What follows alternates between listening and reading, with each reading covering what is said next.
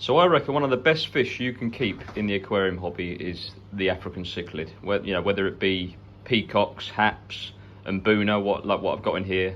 I've got a little bit of a mix. I've got one type of hap in here, one of the smaller types, the bawley eye, and I've got the yellow labrachromis and the red zebra and boona as well. So there's a bit of a mix going on in here, but they all get on harmoniously, well, as harmoniously as African cichlids can get on anyway.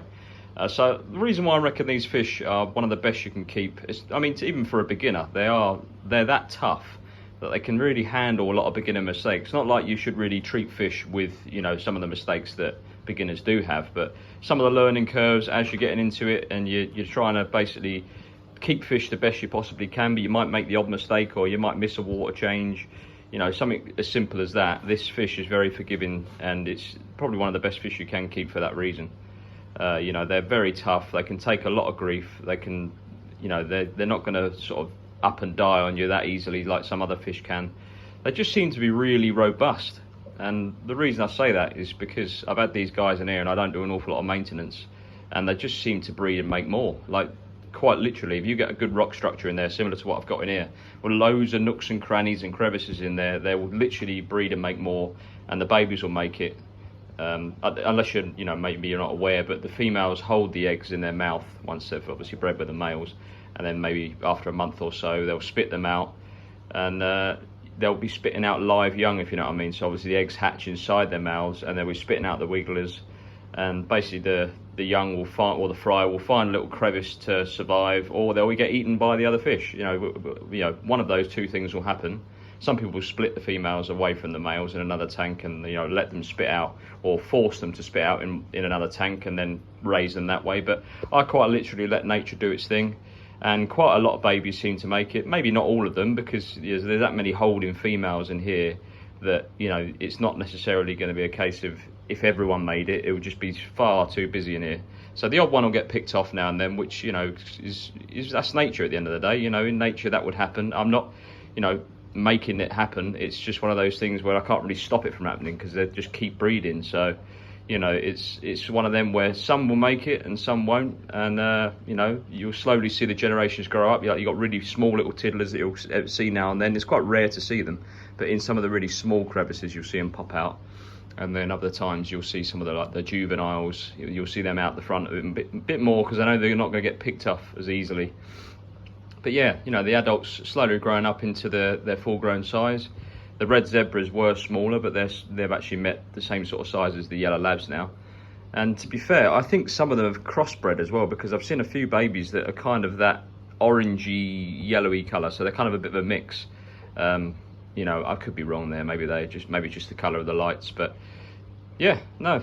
If you want to keep a fish that's very tough and can handle some beginner mistakes, not like, you should be keeping fish with making mistakes like that. But like I say, it's happened to the best of us when we're new to keeping fish, and, you might miss a water change, or you might not, keep the fish as well as you should do when you're a bit more experienced. You know how to keep them properly. It's one of them where they are very forgiving, and they're spectacular to watch. I mean, look at the colours of them. They're very similar to saltwater fish in the fact that their colours are very vibrant and they're vivid, and it's just a stunning looking fish. You can get a tank looking very similar to a reef with African cichlids. I mean, this is ocean rock. What you would find on an ocean reef.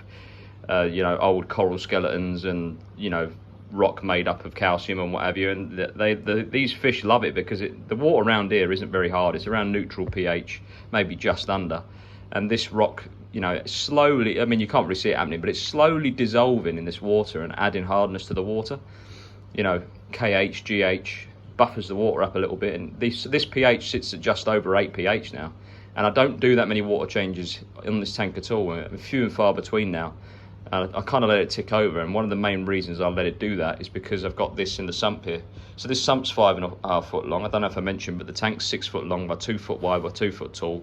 So 180 gallons or 680 odd litres, something like that. And the sump's quite large as well. That's about 50 odd gallons. It's quite a narrow, skinny sump, but it's 5.5 feet long, so it's quite a long sump. And as you can see, it's a bit of a mess at the minute, but there's a lot of devil's ivy or pothos growing out of it, and that's what's sucking up all the nitrates, meaning that I don't have to do too many water changes. So if you are able to keep plants with these guys, I mean, you're not going to keep many plants inside the tank because they are known to eat them. I've got a little bit of Anubias in here. That's about all that kind of, you know, soldiers on. But even then, some new leaves get picked off and eaten. And I don't know how they're still surviving, these little plants here, but they are just hanging on, I think, barely. But, you know, you can still have plants growing out the top of the tank, or you can have plants, you know, growing in the sump if you've got a sump. In this case I have, but you can have something very similar if you have the roots dangling in the water. Sometimes they'll nibble at the roots, but other times you can get away with it and you can grow pothos out the top of the tank, or you can try and protect the roots with like a little cage around it, a little plastic cage, something similar to that, or even a plant pot. You know, if you're very strategic about how you place your, you know, your plants in the top there, you might be able to grow them in there so the roots aren't getting picked off by the fish. So yeah, it's definitely doable to keep plants with fish, but they'll just probably be more house plants rather than actual aquatic plants, if you know what I mean, just because they do like to eat greenery. They are herbivorous, the mbuna anyway, and the peacocks will have a go at a lot of plants as well. So yeah, it's one of them. You can keep plants with them, but like I say, it might not always be successful, but it does help if you want to reduce your maintenance and your water changes. And like I say, on this tank, I'm more or less just doing top-offs now. So, you know, the water's got plenty of minerals in it that's coming from the rock, and all the nitrates are getting sucked out by the pothos, and it's kind of that sort of ecosystem we've got going on here. So, you know, it is one of them where you can get that nice balance level where everything's running tickety-boo and everything's, you know, just one of them where you can just kind of leave it alone, feed the fish, keep them happy, and they'll make more and create more babies. And yeah, it's just free fish really, isn't it, without doing much work. But yeah, no, they're amazing to watch, and they, you know, you will get aggression amongst them. You'll see them sort of little fights, and they'll chase each other around now and then, but that's just how African cichlids are. You know, they're not for the very light of heart, but at the end of the day, that's just how they are in the wild, and they will have a little bit of a go at each other, and that's just how they basically make their hierarchy work. And you know, I wouldn't be too worried about that.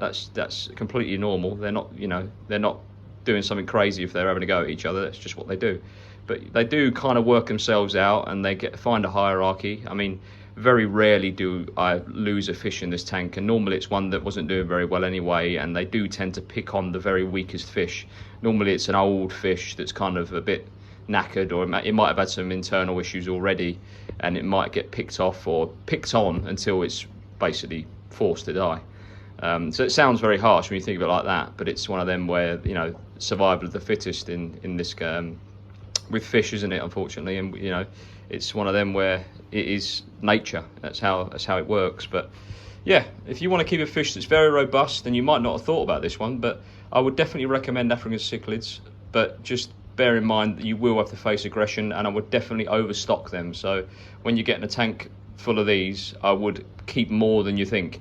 Like in here, there's probably 50 odd, maybe, you know, including babies, there's probably more than that. But I would definitely get a good number of them, because they will need to spread the aggression amongst themselves. If you just get like a group of 6 in a, you know, like a 50-gallon tank, they're just going to pick each other off and be so aggressive towards each other till someone's, you know, becomes the weakest one and gets picked on by everyone else, and then that'll keep happening until there's only one left.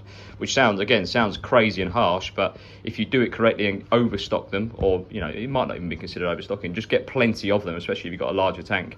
They work it all out amongst themselves, especially if you've got lots of rock structure and places for each fish to hide away. If they are getting picked on, they'll hide in a little crevice that only they can fit in, and they'll be all right. You know, the other fish will forget about them that's picking on them, and it will all be okay. So I would definitely recommend a lot of rock structure, plenty of fish, you know, a good amount of them. You know, if you're getting like a tank like this, it's 180 gallons, I would definitely recommend 30, 40 fish at least, and lots of rock structure.